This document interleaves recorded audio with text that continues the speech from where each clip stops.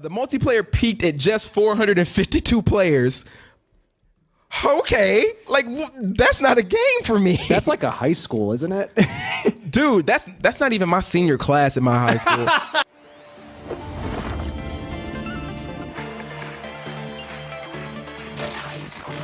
We talked about this last week. We're talking about, is it necessary to have, remasters, re-releases, reboots, and are they necessary? We also talked about, things like the NES classics and the SNES and then the N64 classics saying, are these consoles necessary? Are these games necessary? Is it fair for game companies or game developers to turn around and say, oh, well, we had a game from like 5 years ago. We can just, maybe polish it up a little bit and throw it back in your face and see if you like it. Mm-hmm. And, I think we kind of had, on certain things, we had similar opinions, but on other things, we had different ones. My thing was just being salty about owning a Wii U and these games being made for the Switch, and that's a little irking, but whatever. Yeah. But Gertz also felt a certain way as well. Yeah, I actually like it, but I remember you brought up the point that I agree with you on completely.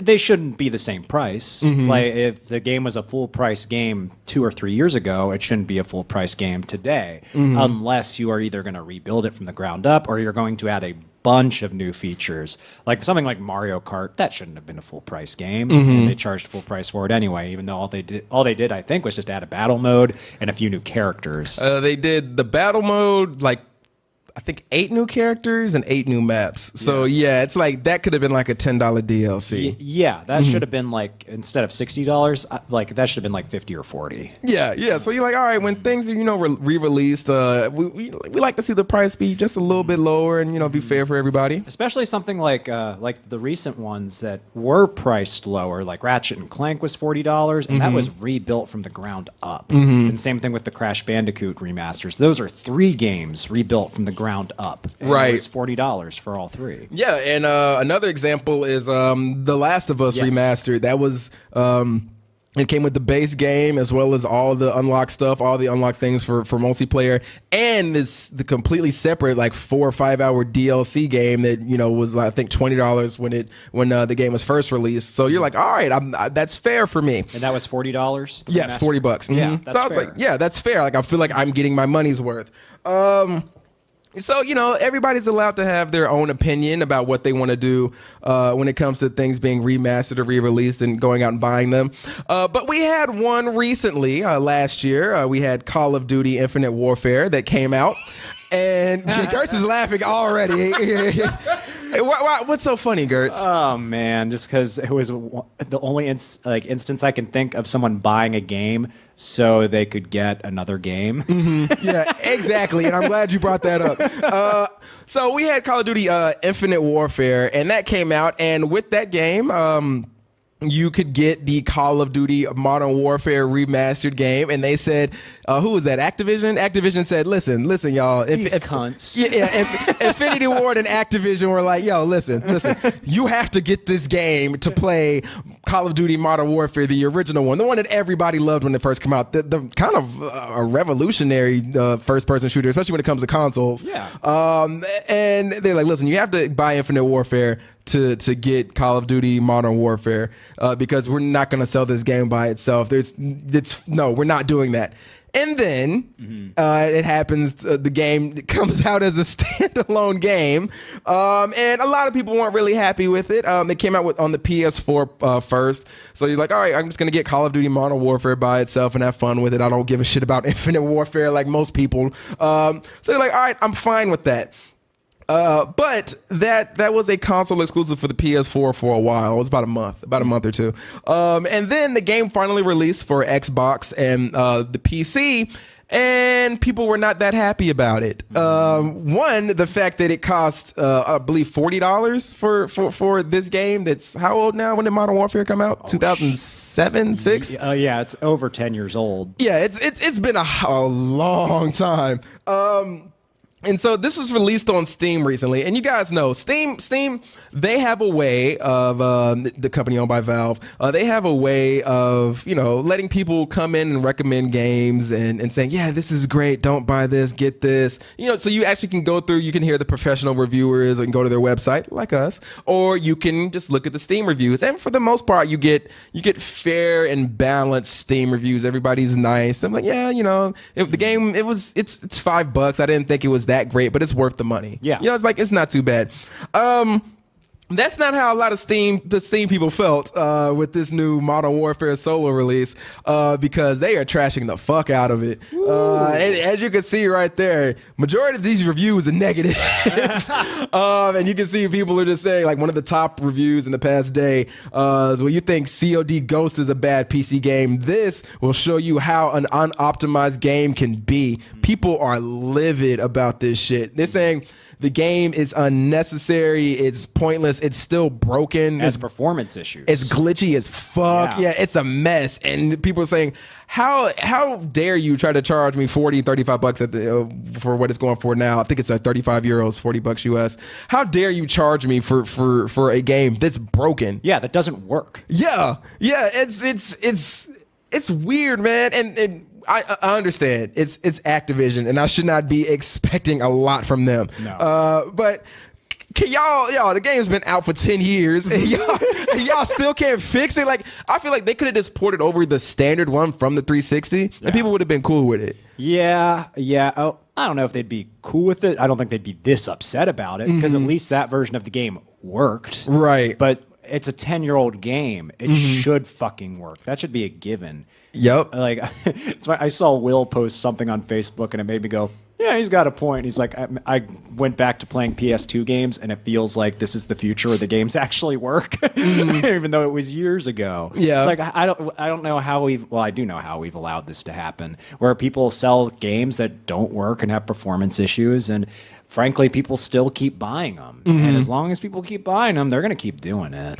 Yeah, and we live in the age now where developers will rush to make a game and just have it, we'll put it out, we'll patch it afterwards. Yeah, we want to be on the shelf immediately, as soon as possible, because our attention spans are shrinking. Yes, No Man's Sky. And, with that, you could see Steam is just ripping this game apart. Even that comment on the right said, I have over 400 hours of gameplay in Call of Duty Modern Warfare and multiplayer. So the graphics are okay and truly remastered maps, but the stuttering is a huge problem. If your game is 10 years old and it's stuttering like Gertz is over here, there is a goddamn problem with your shit. And he goes on to say, everybody, even with GTX 1080s, because the port is so bad. Like, if you have an upper tier graphics card and the graphics are that bad and it's that poorly rendered, that it's just destroying your everything. You're playing a game which requires literally Twitch movements, and you can't do that because your character is literally twitching while you're playing it. Like, that's not a good look for anybody. Can you imagine how livid we would be as avid Overwatch players if our games twitched and stuttered while we were in the middle of them? I think we played one or two last night where the game would stop for a second. We're like, whoa, what was that? That was weird. But then we'll go back to being normal. But apparently with this game, man, it just does that the entire time. He goes on to say, also, the game is dead. Around 300 players on here, and you see all that other stuff. He's saying all these other games, Team Deathmatch and the headquarters, like Capture the Flag and things like that.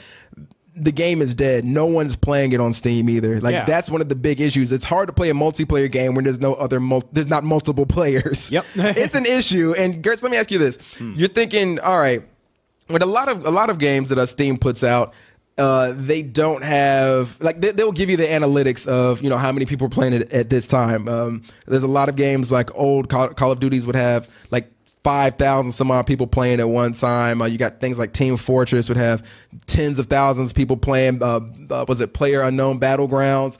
Tens of thousands. I think they actually hit 100-something thousand recently at one time, so that was neat. But they have all these people playing. How many people do you think are playing this game right now, Gertz? Right now? Right this now. Moment? At its peak. At its peak? Like this edition of the game? Yes, this edition of the game. How many people? I'm going to say 600. 600. You're close. Oh, okay. You're very close. It's 452. Oh, wow. Yeah. There's 452, and you're like, oh, well, maybe that's just off peak hours. That's why. No, over here, I'm reading this on Eurogamer, and I'll highlight it for you right here, just so it says, so it's clear for you. The multiplayer peaked at just 452 players. Okay, like that's not a game for me. That's like a high school, isn't it? Dude, that's not even my senior class in my high school. Like my senior class had, I think, 500 people in it. Our school had 3,500 at the time. So yeah, I don't know what the fuck that is, man. That's a daycare. Yeah, that's exactly what it is, and I bet it feels like that when you go into play. Like I am playing babies because there's nothing else here. And just in comparison, you have the other games that are being shown on Steam. If you want to compare them to other Call of Duty games, it says the only Call of Duty game to make Steam's top 100 by player count is Black Ops 3 with 4,474 players at the time of its publication. So, Infinity Ward / Activision, I don't know what you're doing, but I think and I hope this is a turn for the worse for you, which would mean a turn in the better for the gaming community. Because here's the thing. I am tired of getting your goddamn games every year. I'm also tired of getting these remakes and remasters that don't work. And, we have the ones that are glitchy and still have problems like Crash Bandicoot where you slide off the platform. Sometimes there's issues there. Yeah. But those games are still somewhat enjoyable for people. It's way enjoyable for some other people. So you're like, all right, that's fair for them. But with this, it's too much of an issue for us to even think about. If I had any interest in picking this game up, it would be extremely deterred by this article, these numbers, and all these reviews going up on Steam. Yeah, for sure. And yeah, I agree. Hopefully, I don't know if it will be enough to make them change their ways, because it seems like every time something disastrous happens with them, they just keep doing the same stupid crap over and over again. Because how many reviews did that game have up for it? Let me see. Let me go back to the picture really quick. There are 901 reviews, 535 negative, 366 positives. So, I mean, that means that it probably has roughly 900 purchases on Steam, at least. So, you hope. Yeah. Hopefully these people have played it. So, I mean, really, stop buying them. Just stop. I don't think I've even bought any of these games ever, to be honest. You've never owned a Call of Duty game? No, I've never really liked them all that much. Okay. I mean, I've played them at friends' houses, but I was just like, it's another first-person shooter. Like, I get why like Modern Warfare was revolutionary at the time, but for the most part, it's a genre that doesn't really appeal to me all that much.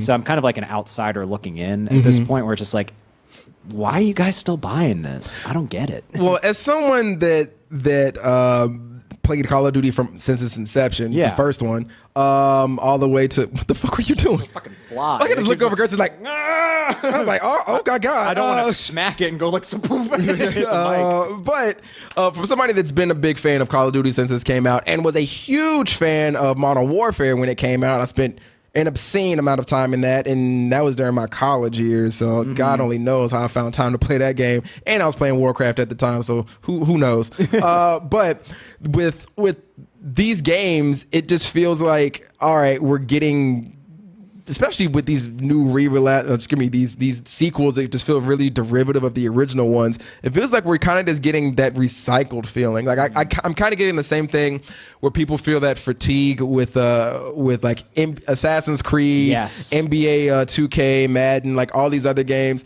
where they come out every year and they're not making enough adjustments to be worth the purchase, worth the full price, especially after, again, a year. I had Modern Warfare 1, I had Modern Warfare 2, and I backed the fuck out. I was like, I'm not getting 3, I'm not getting any of the Black Ops games. I've played them, don't get me wrong, I've played them. With the Black Ops ones, I only played through the the single player. I didn't even give a fuck about the multiplayer at the time. So it was like, all right, yeah, that's it. So from someone that's a fan of this franchise and has kind of become jaded and kind of scarred by it, I like the way this is going, and hopefully this shows Activision and all these other people that, yeah, we want you to make games and we will enjoy your games, but if you keep giving us poor quality content and charging us way too much for it, your market's going to turn on you. And I feel like this is only the beginning, especially this being one of the games that people fell in love with. Like, if we go look back, I think Crash probably sold more than this. I think Ratchet and Clank probably sold more than this. I think the Prepper the Rapper game probably sold more than this. Crash is the highest selling exclusive this year right now. Oh, wow. It's kicking ass. And you know what Activision did? They let someone else make it. Yeah. That's the smartest thing they've done at this point. It's like, yeah, we still own the property and the rights. It's Naughty Dog, right? Activision owns the rights. The developers for the remaster is Vicarious Visions. Okay. And they just let them do it. And for the most part, they did a pretty solid job. That's the wisest thing Activision has done in a long time. So let someone competent do this. So, yeah. Yeah, and Activision's like, we don't give a shit. We got other things coming out. I'm like, all right, thank you, dickhead. But yeah, hopefully Activision and Infinity Ward and all you guys learn from this, because we want to play your games, but if y'all don't stop with this shit, it is getting annoying. It is a waste of time, and it is burning holes in people's pockets. So don't do that, people. It's not a good look. But on to the next one.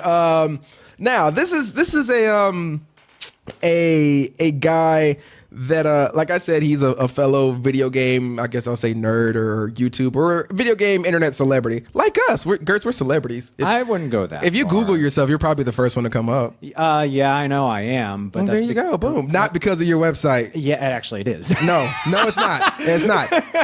It's not the case. Because if you Google all of us, we all come up first. Oh, yeah, we do. So you're like, we're famous, bitches. But no, I'm joking with y'all. We're like lower tier. Where was it when they had the tiers of anime? We're like D tier. But you have other internet personalities out there that have been around for a long time, way longer than us, damn near 10 years longer than us. And this is a fellow Austinite that is this big internet video game celebrity, and of course we are talking about the angry one himself, Mr. Angry Joe. And you're like, wait, who is that? What does he look like? This guy right here, Mr. Angry Joe. In case you don't know who he is, he has the Angry Joe Show. He goes on and he talks about video games, movies, TV shows sometimes, comic books sometimes. But his big thing, he got started with his video games and reviews, and he does Let's Plays and a whole bunch of other things now, including movie reviews, like I said.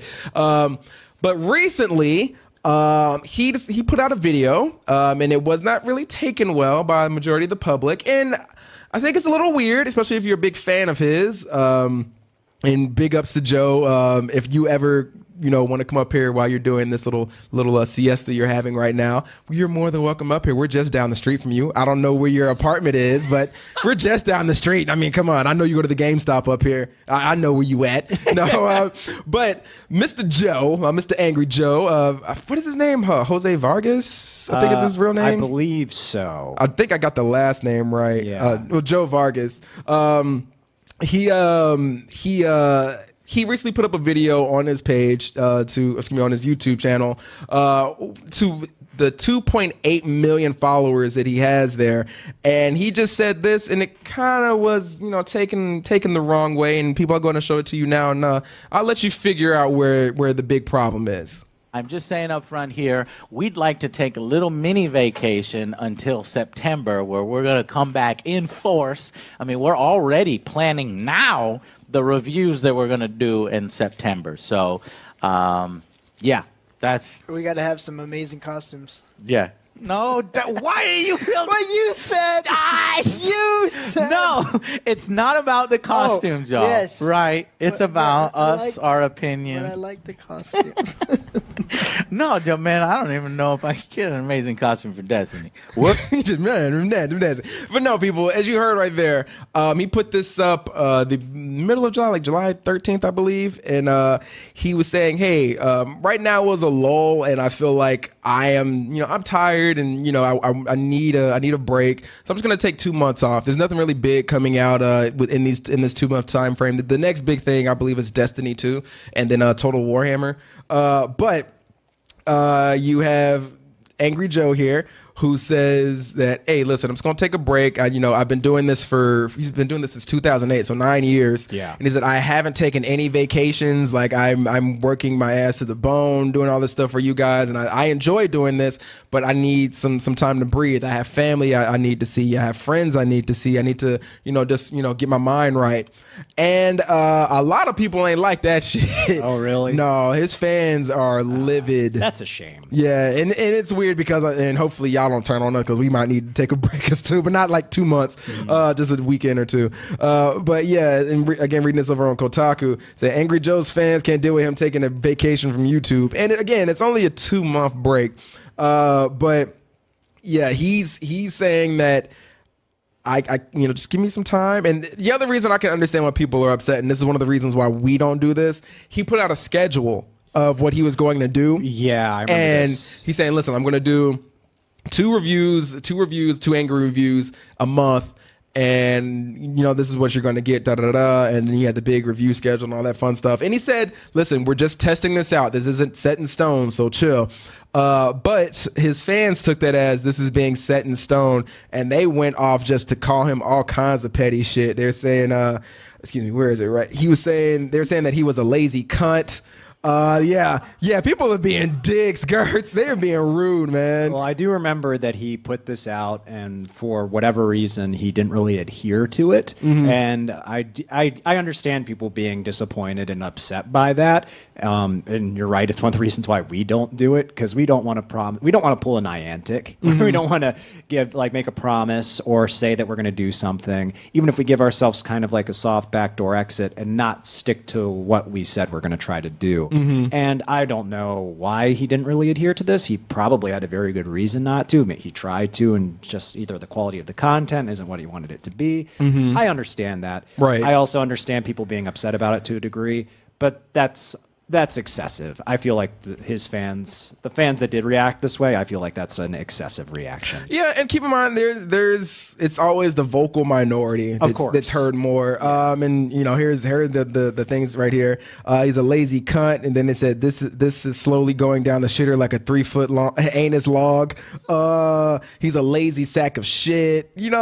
It's like, wow, like buddy's been legit giving you quality content for 9 years straight, for and y'all free if you're on YouTube. Free. Yeah, if you're on YouTube for free, and you were turning on him, like this guy's gone out of his way to do all this stuff for you, including when you guys request doing team ups with other channels. Like I know he's done things with Channel Awesome, and I think he did one with Game Theory. I'm not 100% sure on that one, but I know he did one for sure when he did the Batman v Superman review with the Nostalgia Critic. Yeah. So you're like, all right, like I feel like this is me personally. I feel like he has given everybody on YouTube, especially if you're part of that 2.8 million that's subscribed as I am, he's given you quality content for 9 years straight, and gone above and beyond that, because he's not only doing the 2 reviews a month, he's doing movie reviews and TV shows and let's play, TV show reviews and let's plays, and going on other people's channels. So it's like, yeah, I understand somebody saying, listen, I've worked for 9 years straight, I need a break. We've been doing this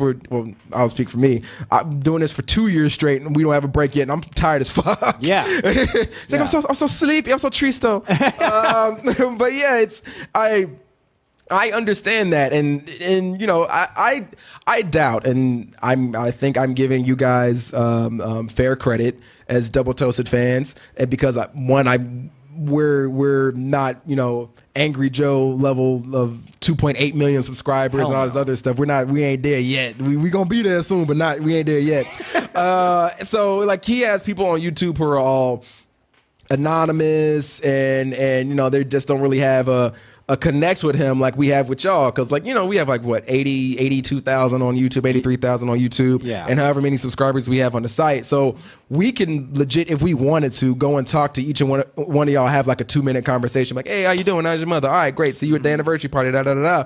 But he doesn't have that option, and so like when he's on YouTube, he gets those comments that are just like, you cunt, you lazy bastard, what the fuck are you doing, da da da.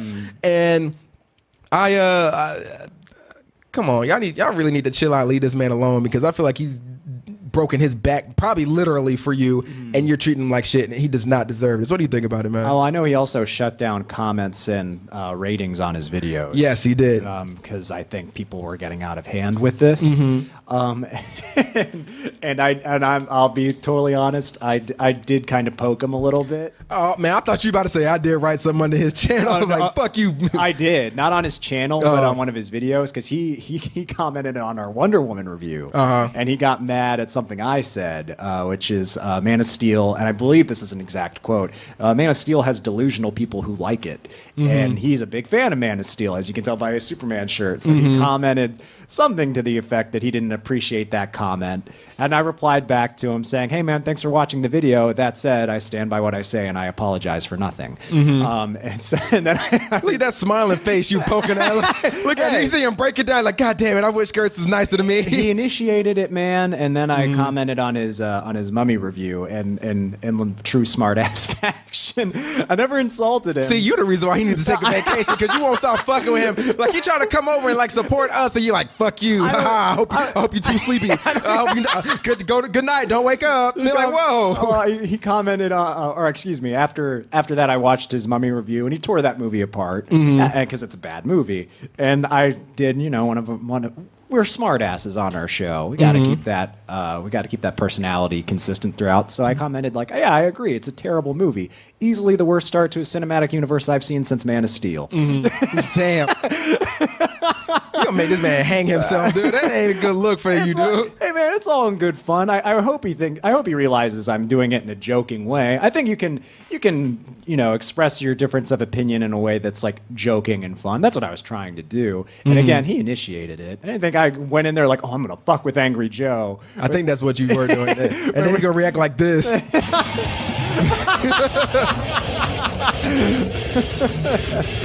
Yeah, so don't treat him. That's why he needs to take a break, because of you trolling him. I never personally insulted him, man. I would never do that. I'd never say you're a motherfucker or a lazy sack of shit, because he creates a lot of content, and I hope that we achieve his level of success, and I admire him for that. But if you're gonna come in and comment, it's like, hey man, don't think we're not gonna be smart asses back just because you're somebody.